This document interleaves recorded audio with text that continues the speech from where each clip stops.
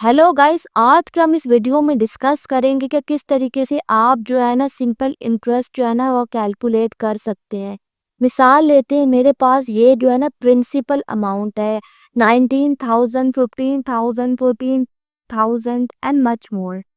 सो मैं जो है ना इसके ऊपर सिंपल इंटरेस्ट जो है ना वो कैलकुलेट करना चाहती हूँ विद दिस रेट। मीन्स ये रेट है, इस हिसाब से जो है ना इस प्रिंसिपल अमाउंट पे जो है ना वो इंटरेस्ट रेट जो है ना वो कैलकुलेट करो। तो सबसे पहले मैं क्या करूँगी, मैं इस फार्मूले को अप्लाई करूँगी। ये फार्मूला लिखा हुआ है, इस फार्मूले के थ्रू जो है ना आप सिंपल इंटरेस्ट जो है ना वो कैलकुलेट कर सकते हो। तो मिसाल लेते हैं, मैं एक फार्मूला लिखूंगी, इक्वल टू का साइन डालूंगी, उसके बाद ब्रैकेट डालूंगी, उसके बाद मुझे ये वाला जो है ना प्रिंसिपल अमाउंट वो ले लेना है, उसके बाद मुझे मल्टीप्लिकेशन का साइन डालना है, उसके बाद मुझे जो है ना रेट डाल देना है, उसके बाद मुझे मल्टीप्लिकेशन का साइन फिर से डालना है, और उसके बाद जो है ना मुझे टाइम ले लेना है। ये टाइम ईयर्स में है, मैंने यहाँ पे वाई भी लिखा हुआ है, यानी कि 2 साल। तो मैं इसको ले लूँगी, ये ईयर्स में जो है ना वो लिखा हुआ है मैंने, मंथ में नहीं है, ईयर्स में है। उसके बाद जो है ना मुझे ब्रैकेट डाल देनी है, उसके बाद जो है ना मुझे डिवाइडेड बाय 100 कर देना है। क्योंकि मैं डिवाइडेड बाय 100 इसलिए कर रही हूँ क्योंकि ये जो रेट है ना वो परसेंटेज साइन में नहीं है, मैं आपको परसेंटेज साइन के थ्रू भी जो है ना वो करके बताऊँगी। और उसके बाद जो है ना मुझे इंटरेस्ट रेट पे ना एंटर प्रेस कर देना है।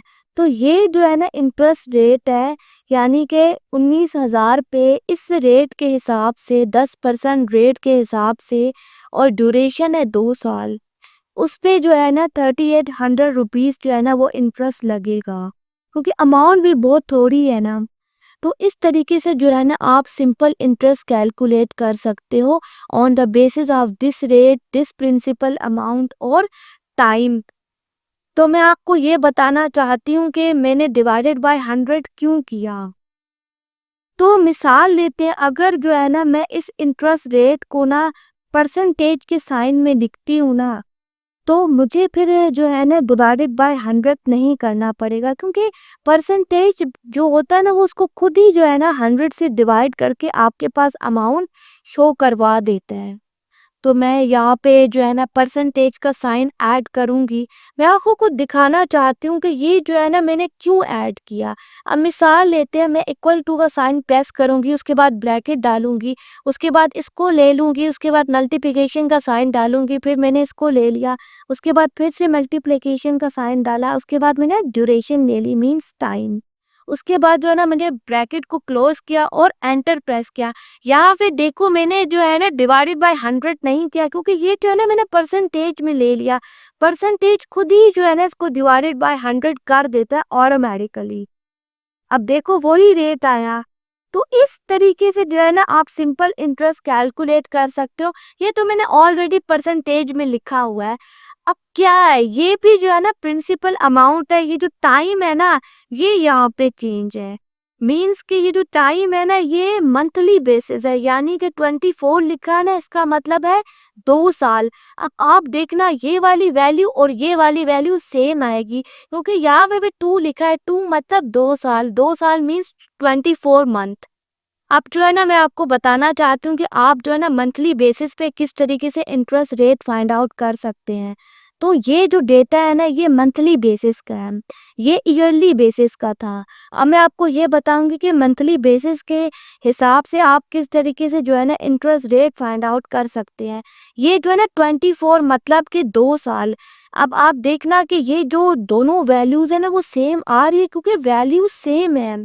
यहाँ पे मैंने 2 लिखा है, 2 का मतलब 2 साल, और यहाँ पे मैंने 24 लिख दिया, मतलब कि 2 साल, लेकिन मंथली बेसिस पे। अब जो है ना मैं आपको फार्मूले के थ्रू बताऊंगी। तो इक्वल टू का साइन डालें, उसके बाद ब्रैकेट डाल दें, उसके बाद जो है ना प्रिंसिपल अमाउंट डालें, उसके बाद जो है ना मल्टीप्लिकेशन का साइन डालें, उसके बाद रेट डाल दें, उसके बाद फिर से मल्टीप्लिकेशन का साइन डालें, उसके बाद मंथली बेसिस पे ले लें। तो मैंने ले लिया, उसके बाद ब्रैकेट क्लोज कर दें। उसके बाद आपको क्या करना है, आपको डिवाइडेड बाय 12 कर देना है, क्योंकि ये मंथली बेसिस के हिसाब से हो रहा है। तो आपको यहाँ पे डिवाइडेड बाय 12 करना लाजमी है और उसके बाद जो है ना एंटर प्रेस कर दें।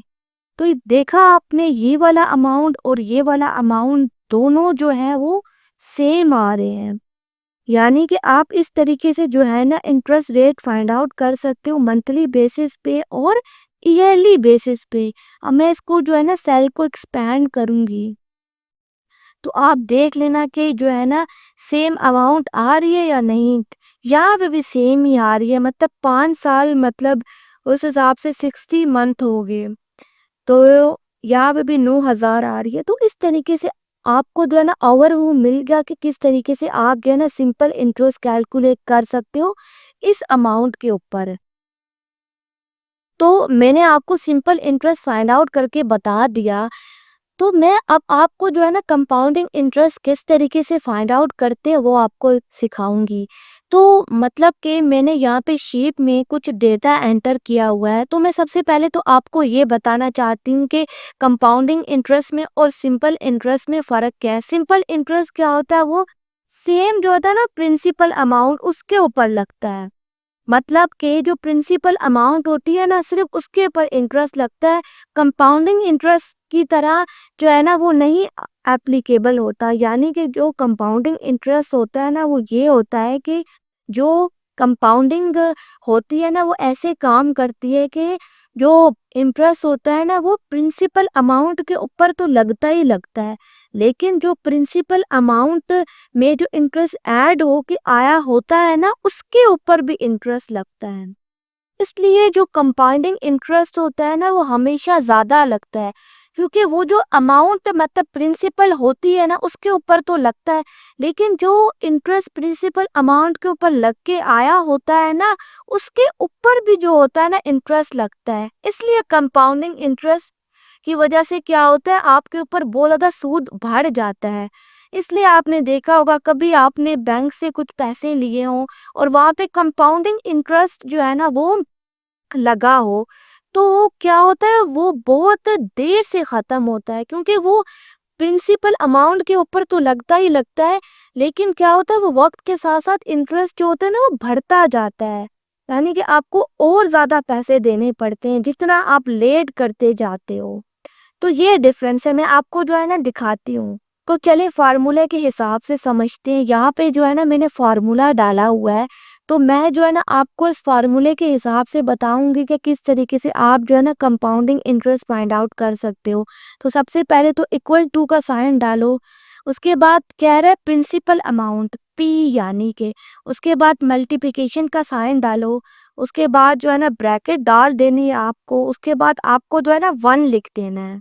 उसके बाद 1 लिखा, उसके बाद आपने प्लस का साइन डाला, उसके बाद फिर से जो है ना आपने ब्रैकेट डाल दी।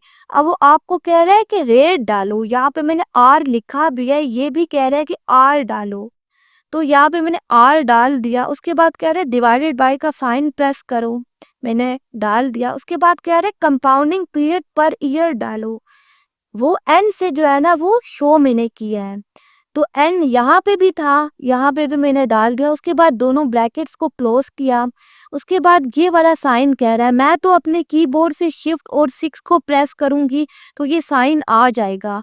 उसके बाद फिर से जो है ना ब्रैकेट डाली इस फार्मूले के हिसाब से, फिर से मुझे कह रहा है एन डालो, मैंने एन ले लिया। उसके बाद मुझे कह रहा है मल्टीप्लिकेशन का साइन डालो, यहाँ पे भी डला हुआ है, और फिर मुझे कह रहा है टी डाल दो।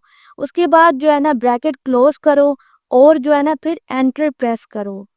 तो इसी तरीके से जो है ना आप कंपाउंडिंग इंटरेस्ट जो है ना वो फाइंड आउट कर सकते हो।